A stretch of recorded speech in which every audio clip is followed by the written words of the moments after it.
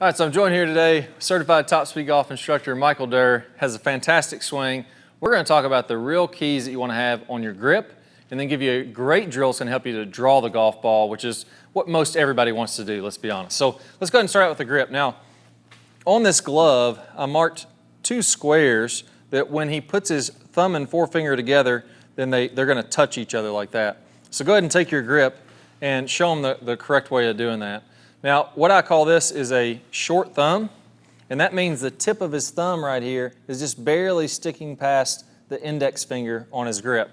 Now, if he was to do this the wrong way, go ahead and show kind of sideways to the screen like this. If I got my hand sideways across the grip and had my thumb long like that, that would be a long thumb. And if you go ahead and show them setting back up again, now those squares aren't going to be touching each other. They're really far apart.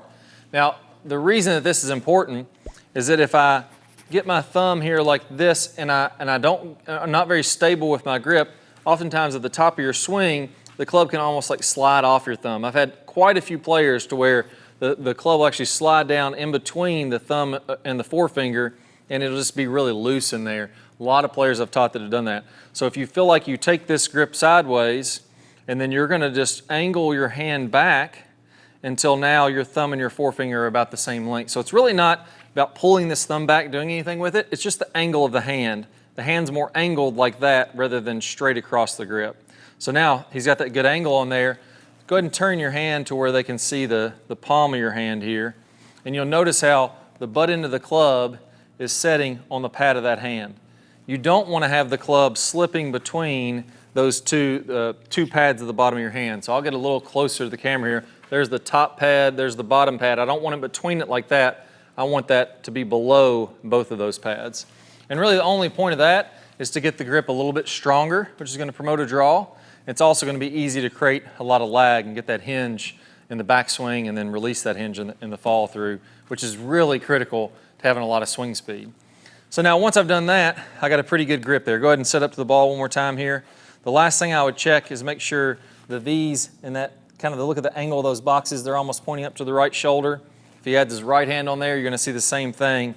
The angle between the thumb and the forefinger, that's going to go up to the right shoulder. That's just a rough ballpark. You can be farther to the right of that.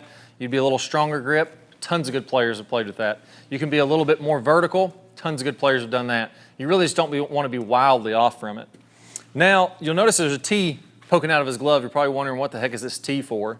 And that's going to help you to actually deliver the club through contact better. Michael's going to go ahead and make a half downswing here, and his goal is to have that tee point down to the ground very early.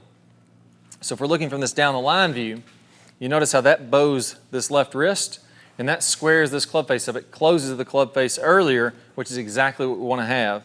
What a lot of players will do is they'll have that face wide open, and now that tee is facing just directly out like this. Good luck hitting one solid from there. It's going to be very tough.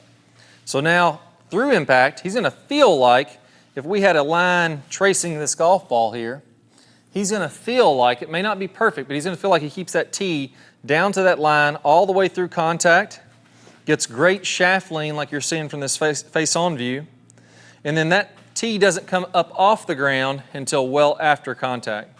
Now if we flip, if we're a stand-up kind of flip swing, we're going to notice that tee comes up off the ground too early, and now at contact it's already pointing above the ground. So that's a great little feedback tool there. Now finally, the draw. Everybody wants to hit this draw. Let's talk about a little trick here that we did to get the draw working. So we've got our good grip, we've got a good tee in there.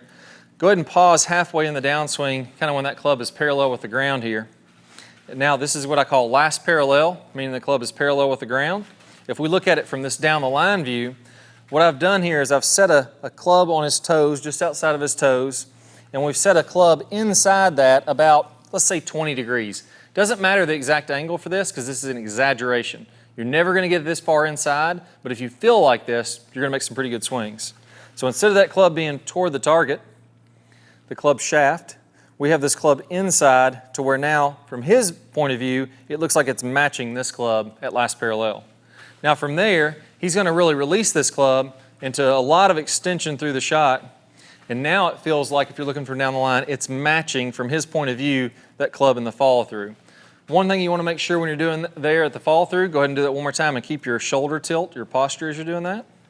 Exactly, just like this. We don't want to come up out of that shot. So go ahead and stand up to level. We come up out of the shot. We want to keep our posture, keep our tilt. We're just like that. So now here, his arms are really extended out, and you're going to see some width between his butt end of his club and his chest. Go ahead and do one that's way too short to you or too close. Like the hands almost stay close to your body. Yeah, it's almost like the club is parallel with the ground way down here. We don't want that. We want that great extension up through here. So now this club is almost feeling like it's being pulled out away from his body like that. That's how you know you're making a good swing. Now, let's go ahead and hit one here, Michael.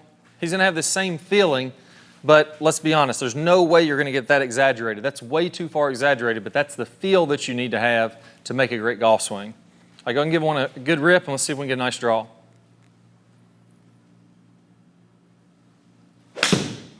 There we go. Overdid it a little bit and really hooked it to start with. This is actually what I want to see players do.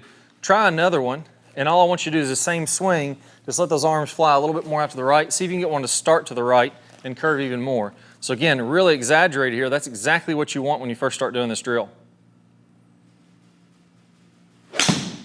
There we go. That one started to the right, and again, a big draw coming back. Look at the tracer on the ground. That thing's hooking 10, 15, 20 yards. That's what I want. I don't want to see somebody struggling with a draw, hit a straight shot, and then fade one, and then one draw, and then back to the fade again. It takes forever to get the draw to come in. I want to see these things slinging from right to left.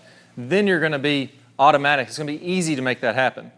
Now, the big piece there that a lot of people get wrong is what we're talking about in the downswing. Most players have been told to roll the forearms over, and that kind of starts us in a position to where we can't get this tee to line up toward the ground. It's already pointing back up here somewhere. We can't get this club moving inside out. We can't stay in our posture. All that stems from being told to roll your forearms over each other. There's actually a different way, a different type of method that the pros are using to square up the face, and it's what I call the anti-roll method. And I'm going to share that with you in this next video. I'll play a preview of it here in just 1 second. All you need to do to see the full thing is go ahead and click on one of the cards or the link down below in the description. I'm going to walk you through step by step the right way to release the golf club, the right way to get lag, the right way to get forward shaft lean, not by rolling the forearms, by doing something a little bit different. Let me walk you through that. It'll be a total game changer for you. Let's go ahead and get started right now. So here's the bottom line. If you've been taught to roll the club in the early downswing, that causes the shaft to get steep. And that steep club causes all your problems. It causes you to hit it way behind the big hitters and way inconsistent with your quality of strike. So you're in the tall grass and the trees and the hazards all day long. Now the great news is this. There's really only two pieces that you need to know to fix all these problems. The first one is we need to learn the proper way to square up the club face. Instead of rolling the forearms and getting steep, there's another way that the pros do this. Once you learn this right way to square up the club face, then you can shallow out from the inside and everything starts to fit together. Now I'm going to teach you this right now in what I call the anti-roll method. You may also hear this called the motorcycle move or the tour twist, but let's walk through exactly how to do that. Now what I want you to do is go ahead and go kind of in the last parallel in the downswing. So here, I want my hips to go ahead and be opening up. I want my club to be parallel with the ground, and I want my hands to be in front of my right thigh. Now, when I take my grip, you're going to notice that when I do this, the club face is basically straight up and down. So if I'm looking at it from this angle, you'll see the face is straight up and down, and my logo of my glove is pointed out in front of me. Now from there,